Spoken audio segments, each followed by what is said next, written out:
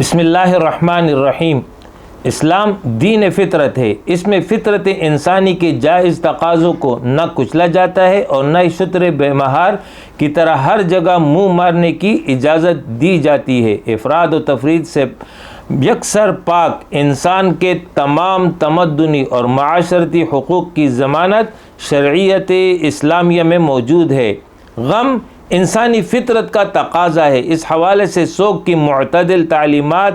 شریعت نے دی ہیں۔ کسی عزیز کی وفات پر غمزدہ ہونا چونکہ فطری عمل ہے، اس موقع پر آنسو کا نکلنا منع نہیں ہے، جیسا کہ سیدنا انس رضی اللہ عنہ بیان کرتے کہ نبی اکرم صلی اللہ علیہ وسلم کے صاحبزادے سیدنا ابراہیم کی آخری سانسیں چل رہی تھی، نبی صلی اللہ علیہ وسلم کے آنکھوں سے آنسو جاری ہو گئے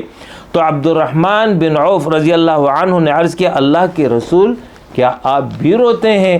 آپ صلی اللہ علیہ وسلم نے فرمایا کہ اے ابن عوف، یہ تو رحمت ہے، اور پھر آپ صلی اللہ علیہ وسلم دوبارہ روئے اور فرمایا کہ بے شک آنکھیں اشک بار اور دل غمگین ہے، لیکن ہم صرف وہی بات کریں گے جس سے ہمارا پروردگار راضی ہو، اور اے ابراہیم ہم تیری جدائی پر یقیناً غمگین ہے۔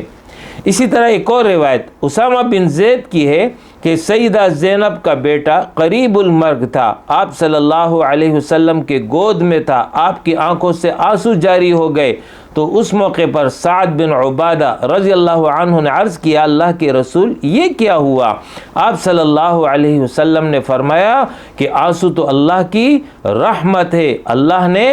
اپنے بندوں کے دلوں میں پیدا فرمائی ہے، اللہ بھی اپنے بندوں پر رحم کرنے والوں پر رحم فرماتا ہے۔ ان احادیث سے معلوم ہوا کہ یہ فطری اور طبعی عمل ہے، آنسو بہنا منع نہیں ہے، البتہ رخسار پیٹنا، گریبان چاک کرنا منع ہے، جیسے کہ عبداللہ ابن مسعود بیان کرتے ہیں کہ رسول اللہ صلی اللہ علیہ وسلم نے فرمایا کہ جو شخص رخسار پیٹے، گریبان چاک کرے اور جاہلیت کی سی باتیں کرے وہ ہم میں سے نہیں۔ یہ حدیث متفق علیہ ہے۔ آپ صلی اللہ علیہ وسلم کا فرمان ہے کہ میں ایسے شخص سے بری ہوں جو مصیبت کے وقت سر منڈائے اور اونچی آواز سے روئے اور کپڑے چاک کرے۔ فرمایا کہ جو نوحہ کرنے والی عورت موت سے پہلے توبہ نہ کرے، روز قیامت اس پر گندک کی قمیص، خارش کا کرتا ہوگا، جبکہ غم کے وقت صبر کرنے پر اجر عظیم کی بشارت دی ہے۔ اللہ رب العالمین فرماتا ہے کہ جب میں بندہ مومن کی اہل دنیا سے کسی محبوب چیز کو اٹھاتا ہوں اور وہ اس پر صبر کرتا ہے تو اس کی میرے ہاں جزا جنت کے سوا اور کچھ نہیں۔ یہ حدیث کے الفاظ ہیں، لہٰذا صبر کی تعلیم ہے غم کے وقت۔ سوگ کے حوالے سے تعلیمات یہ ہے کہ سوگ مردوں کے لیے نہیں ہے کہ وہ کوئی خاص کیفیت حالت اختیار کرے، بلکہ یہ خواتین کے لیے ہے۔ خواتین کے لیے بھی صرف وہ سوگ جو شوہر کے وفات کی صورت میں ہو 4 ماہ 10 دن لازم ہے، جبکہ اس کے علاوہ باقی غم کی کیفیت میں 3 دن کا سوگ اس کی اجازت ہے، اس سے زیادہ کی قطعاً اجازت نہیں۔ البتہ اس موقع پر اگر کوئی سوگ کی کیفیت نہ اختیار کرے تو یہ اس کے لیے افضل ہے۔ فرمایا جو عورت اللہ اور آخرت کے دن پر ایمان رکھتی ہو اس کے لیے جائز نہیں کہ 3 دن سے زیادہ کسی کا سوگ منائے سوائے شوہر کے، اور وہ اس کے سوگ میں یعنی شوہر کے سوگ میں نہ سرما لگائے نہ رنگا ہوا کپڑا پہنے، مگر یمن کی داری دار کپڑا جو بننے سے پہلے رنگ دیا گیا ہو، یہ خاص کپڑا ہے جس کی اجازت دی۔ سیدہ ام عطیہ رضی اللہ عنہا کا بیٹا فوت ہو گیا، وفات کے تیسرے دن انہوں نے زرد قسم کی خوشبو منگوائی اور اپنے بدن پر لگائی اور فرمایا کہ خاوند کے سوا کسی دوسرے پر 3 دن سے زیادہ سوگ کرنے سے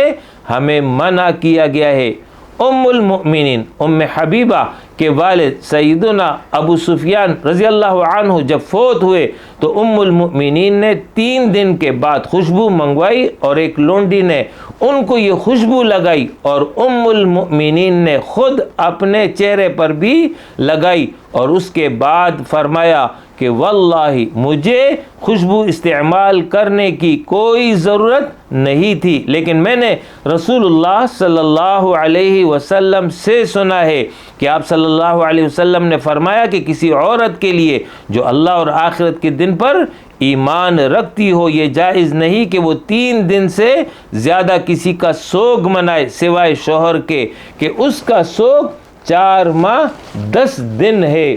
ان روایات سے معلوم ہو گیا کہ سوگ 3 دن ہے، اس کے بعد معمولات زندگی بحال کرنا ہے اور عام حالت میں رہنا ہے۔ البتہ شوہر کے انتقال کی صورت میں 4 ماہ 10 دن یا 130 دن سوگ ہے، اس کے علاوہ اور کوئی سوگ نہیں ہے، نہ ماہانہ نہ سالانہ اور نہ پھر زندگی میں کسی اور وقت۔